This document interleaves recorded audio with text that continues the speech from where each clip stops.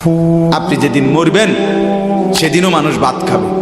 এই গ্রামবাসী ধোকা ধোকা, মহল্লাবাসী ধোকা, এগুলো সব ধোকা, সব ধোকা। বন্ধুরা ধোকা, স্ত্রী ধোকা, এগুলো সব ধোকা।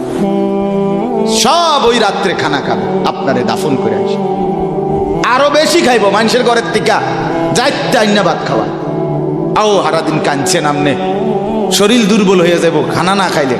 ভাত খা, খানা বন্ধ না। লাশের সামনে, লাশের সামনে মুসলমান আজকে জানাজা, লাশ সামনে, এখানে দাঁড়াইয়া জিগায় খানাটা কোন দিন কইয়া লাইলে ভালো আছিল। কি আহা আহা, মানুষ কার জন্য শিক্ষালেন? এই মানুষগুলো তারা আজকে জিগায় খানাটা কোন দিন করবে। 4 দিন না খানাটা কি সোমবারে করলে ভালো হয় না মঙ্গলবারে করলে ভালো হয়? কত অনবুঝ করে লাইলে ভালো আছিল। লোকজন কি আর আবার ফাইবেননি? হ্যাঁ, মানুষটিরে আবার কইটো আইবেন, আজকেই কইয়া লাইলে ভালো। ফলে জানাজার লাশের সামনে দাঁড়াইয়া আগে কইয়ালায় সবাই খেয়াল রেখেন সোমবারে খানা। আহ, এর নাম দুনিয়া, এর নাম, এর নাম দুনিয়া।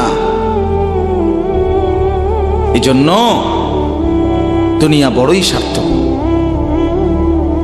এটা রাক্ষস, শুধু গিলে খায়, তৃপ্ত হয় না, তৃপ্ত হয়। সেদিন আমি এক কুটিপতির বাড়িতে গেছি, অনেক বড় সম্পদশালীর বাড়িতে গিয়া তার বাসায় বাথরুমে গেছি। দেখি যে বাথরুমের যে দরজা, দরজার যে সিটকারি লাগায়, তো সিটকারিটা আছে, কিন্তু সিটকারিটা যেটার মধ্যে লাগাই ছোট্ট বল্টু একটা, এটার মধ্যে লাগাই যেটার মধ্যে আর এটা নাই। এবারে লাভ হইলো কি, এটা কিদের মধ্যে লাগাও? কথা বুঝছেন না আপনি? লকদার এই ছোট ইয়াটা যেটার মধ্যে লাগায় আর এটা নাই। তা না, আমি বের হয়ে বললাম, হা ভাইয়া, এরই নাম দুনিয়া। দুনিয়া এমন একটা না একটা থেকেই যায়, সব চাহিদা সব প্রয়োজন পূরণ হয় না, পূরণ হয়। আপনার লাশ যেদিন জানাজা হবে সেদিনও আপনার ঘরের হাজারো প্রয়োজন বাকি থেকে যায়, বাকি থেকে। পৃথিবী হাসবে ঠিকই, সিএনজিও চলবে, অটোও চলবে, সূর্যও ডুববে, চাঁদও উঠবে, রাতও শেষ হবে, দিনও আসবে, কেউ থামবে না আপনার জন্য।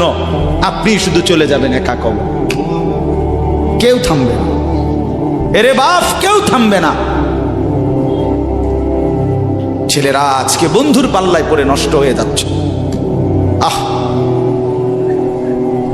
সমবয়সী বন্ধু তোমার উলঙ্গ ছবি দেখায়া, নর্তকী দেখায়া শেষ করে দিল।